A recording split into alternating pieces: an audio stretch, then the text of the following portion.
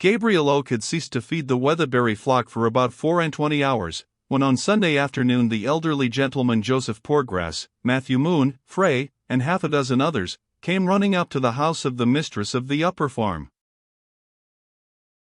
"Whatever is the matter, men?" she said, meeting them at the door just as she was coming out on her way to church, and ceasing in a moment from the close compression of her two red lips, with which she had accompanied the exertion of pulling on a tight glove. 60, said Joseph Poorgrass. 70, said Moon.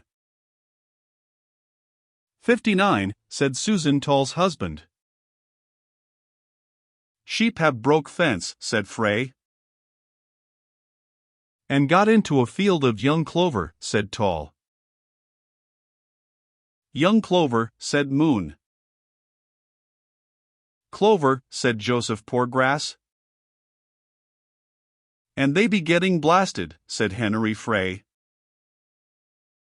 That they be, said Joseph. And will all die as dead as nits, if they bain't got out and cured, said Tall. Joseph's countenance was drawn into lines and puckers by his concern. Frey's forehead was wrinkled both perpendicularly and crosswise, after the pattern of a portcullis, expressive of a double despair. Laban Tall's lips were thin, and his face was rigid.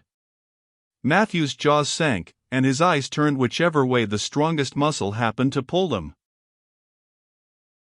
Yes, said Joseph, and I was sitting at home, looking for Ephesians, and says I to myself, 'tis nothing but Corinthians and Thessalonians in this Dongate Testament, when who should come in but Henry there. Joseph, he said, the sheep have blasted theirselves. With Bathsheba it was a moment when thought was speech and speech exclamation. Moreover, she had hardly recovered her equanimity since the disturbance which she had suffered from Oak's remarks. That's enough, oh, you fools, she cried, throwing the parasol and prayer book into the passage, and running out of doors in the direction signified. To come to me, and not go and get them out directly. Oh, the stupid numbskulls! Her eyes were at their darkest and brightest now. Bathsheba's beauty belonging rather to the demonian than to the angelic school, she never looked so well as when she was angry, and particularly when the effect was heightened by a rather dashing velvet dress, carefully put on before a glass. All the ancient men ran in a jumbled throng after her to the clover field, Joseph sinking down in the midst when about halfway, like an individual withering in a world which was more and more insupportable. Having once received the stimulus that her presence always gave them, they went round among the sheep with a will. The majority of the afflicted animals were lying down, and could not be stirred. These were bodily lifted out, and the others driven into the adjoining field. Here, after the lapse of a few minutes, several more fell down, and lay helpless and livid as the rest. Bathsheba, with a sad, bursting heart, looked at these primest specimens of her prime flock as they rolled there. Swollen with wind and the rank mist they drew. Many of them foamed at the mouth, their breathing being quick and short, whilst the bodies of all were fearfully distended. Oh, what can I do? What can I do? Said Bathsheba, helplessly. Sheep are such unfortunate animals, there's always something happening to them. I never knew a flock pass a year without getting into some scrape or other. There's only one way of saving them, said Tall. What way? Tell me quick. They must be pierced in the side with a thing made on purpose. Can you do it? Can I? No, ma'am. We can't, nor you neither. It must be done in a particular spot. If you go to the right or left but an inch you stab the ewe and kill her. Not even a shepherd can do it, as a rule. Then they must die, she said, in a resigned tone. Only one man in the neighborhood knows the way, said Joseph, now just come up. He could cure 'em all if he were here. Who is he? Let's get him. Shepherd Oak, said Matthew. Ah, he's a clever man and talents. Ah, that he is so, said Joseph Poorgrass. True, he's the man, said Laban Tall. How dare you name that man in my presence, she said excitedly. I told you never to allude to him, nor shall you if you stay with me. Ah, she added, brightening, Farmer Boldwood knows. Oh no, ma'am, said Matthew. Two of his story-ewes got into some vetches t'other day, and were just like these. He sent a man on horseback here post-haste for Gable, and Gable went and saved 'em. Farmer Boldwood hev got the thing they do it with. 'Tis a holler pipe, with a sharp pricker inside. Isn't it, Joseph? Aye, a holler pipe, echoed Joseph. That's what 'tis.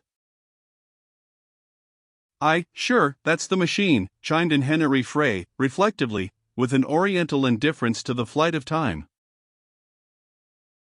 Well, burst out Bathsheba, don't stand there with your eyes and your shures talking at me. Get somebody to cure the sheep instantly. All then stalked off in consternation, to get somebody as directed, without any idea of who it was to be. In a minute they had vanished through the gate, and she stood alone with the dying flock. Never will I send for him, never, she said firmly. One of the ewes here contracted its muscles horribly, extended itself, and jumped high into the air. The leap was an astonishing one. The ewe fell heavily, and lay still. Bathsheba went up to it. The sheep was dead. Oh, what shall I do, what shall I do? She again exclaimed, wringing her hands. I won't send for him. No, I won't. The most vigorous expression of a resolution does not always coincide with the greatest vigor of the resolution itself. It is often flung out as a sort of prop to support a decaying conviction which, while strong, required no enunciation to prove it so. The no, I won't of Bathsheba meant virtually, I think I must. She followed her assistants through the gate, and lifted her hand to one of them. Laban answered to her signal. Where is Oak staying? Across the valley at Nest Cottage. Jump on the bay mare, and ride across, and say he must return instantly, that I say so. Tall scrambled off to the field, and in 2 minutes was on pole, the bay, barebacked, and with only a halter by way of rein. He diminished down the hill. Bathsheba watched. So did all the rest. Tall cantered along the bridle path through 16 acres, sheeplands, Middlefield, the flats, Capel's Piece, shrank almost to a point, crossed the bridge, and ascended from the valley through Springmead and Whitepits on the other side. The cottage to which Gabriel had retired before taking his final departure from the locality was visible as a white spot on the opposite hill, backed by blue firs. Bathsheba walked up and down. The men entered the field and endeavored to ease the anguish of the dumb creatures by rubbing them. Nothing availed. Bathsheba continued walking. The horse was seen descending the hill, and the wearisome series had to be repeated in reverse order: Whitepits, Springmead, Capel's Piece, the flats, Middlefield, sheeplands, 16 acres. She hoped Tall had had presence of mind enough to give the mare up to Gabriel, and return himself on foot. The rider neared them. It was Tall.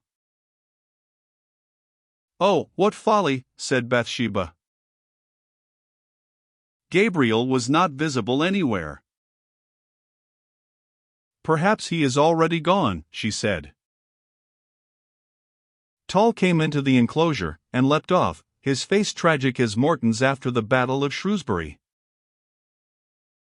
Well, said Bathsheba, unwilling to believe that her verbal lettre de cachet could possibly have miscarried. He says beggars mustn't be choosers, replied Laban. What, said the young farmer, opening her eyes and drawing in her breath for an outburst. Joseph Poorgrass retired a few steps behind a hurdle. He says he shall not come unless you request to come civilly and in a proper manner, as becomes any woman begging a favor.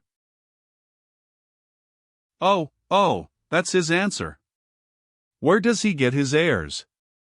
Who am I, then, to be treated like that? Shall I beg to a man who has begged to me? Another of the flock sprang into the air and fell dead. The men looked grave, as if they suppressed opinion. Bathsheba turned aside, her eyes full of tears. The strait she was in through pride and shrewishness could not be disguised longer. She burst out crying bitterly. They all saw it, and she attempted no further concealment. "I wouldn't cry about it, miss," said William Smallberry, compassionately. "Why not ask him softer like? I'm sure he'd come then. Gable is a true man in that way." Bathsheba checked her grief and wiped her eyes. "Oh, it is a wicked cruelty to me, it is," she murmured.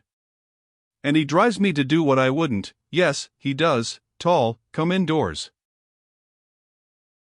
After this collapse, not very dignified for the head of an establishment, she went into the house, Tall at her heels. Here she sat down and hastily scribbled a note between the small convulsive sobs of convalescence which follow a fit of crying as a groundswell follows a storm. The note was none the less polite for being written in a hurry. She held it at a distance, was about to fold it, then added these words at the bottom: "Do not desert me, Gabriel." She looked a little redder in refolding it, and closed her lips, as if thereby to suspend till too late the action of conscience in examining whether such strategy were justifiable. The note was dispatched as the message had been, and Bathsheba waited indoors for the result. It was an anxious quarter of an hour that intervened between the messenger's departure and the sound of the horse's tramp again outside. She could not watch this time, but, leaning over the old bureau at which she had written the letter, closed her eyes, as if to keep out both hope and fear. The case, however, was a promising one.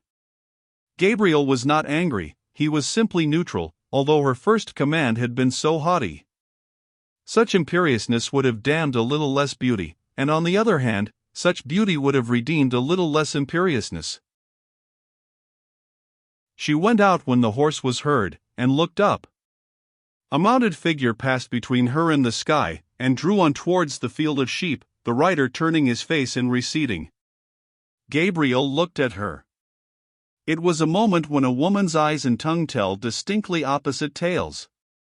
Bathsheba looked full of gratitude, and she said, "Oh, Gabriel, how could you serve me so unkindly?" Such a tenderly shaped reproach for his previous delay was the one speech in the language that he could pardon for not being commendation of his readiness now. Gabriel murmured a confused reply, and hastened on. She knew from the look which sentence in her note had brought him. Bathsheba followed to the field. Gabriel was already among the turgid, prostrate forms. He had flung off his coat, rolled up his shirt sleeves, and taken from his pocket the instrument of salvation. It was a small tube or trocar, with a lance passing down the inside, and Gabriel began to use it with a dexterity that would have graced a hospital surgeon. Passing his hand over the sheep's left flank, and selecting the proper point, he punctured the skin and rumen with the lance as it stood in the tube, then he suddenly withdrew the lance, retaining the tube in its place. A current of air rushed up the tube, forcible enough to have extinguished a candle held at the orifice. It has been said that Mary's after torment is delight for a time, and the countenances of these poor creatures expressed it now. 49 operations were successfully performed. Owing to the great hurry necessitated by the far-gone state of some of the flock, Gabriel missed his aim in one case, and in one only, striking wide of the mark, and inflicting a mortal blow at once upon the suffering ewe. 4 had died, 3 recovered without an operation. The total number of sheep which had thus strayed and injured themselves so dangerously was 57. When the love-led man had ceased from his labors, Bathsheba came and looked him in the face. "Gabriel, will you stay on with me?" she said, smiling winningly, and not troubling to bring her lips quite together again at the end, because there was going to be another smile soon. "I will," said Gabriel. And she smiled on him again.